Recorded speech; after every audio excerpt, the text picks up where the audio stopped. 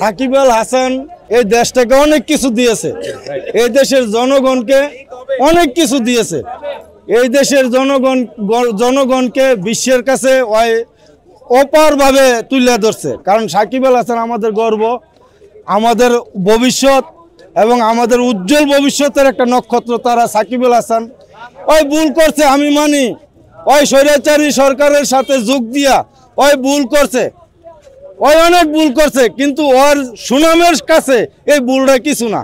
আমরা এদেশের জনগণ যদি তাকে এই ভুলটা ক্ষমা করে দিয়া আমরা ক্রিকেট বোর্ডে আনতে পারি, তাহলে আমাদের এদেশের যেই ক্রিকেট ক্ষুধার্ত প্রেমী আছে, হ্যাঁ, ওই ক্ষুধা তৃষ্ণাটা মিথ্যা গেল হইলে। সাকিব ছাড়া তো আমরা এই তৃষ্ণা মিটতে পারতাছি না।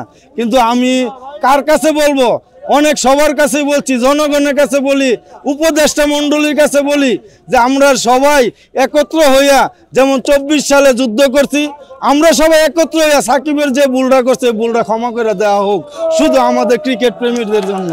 সাকিবকে মাঠে আনুক, আমাদের দেশে আনুক। ভুল সবাই করে 71-এর সময় কি অনেক রাজাকাররা ক্ষমা পাইছে না? অনেক রাজাকার কি পালায় গেছে না? তারা বাংলাদেশে বসবাস করছে না?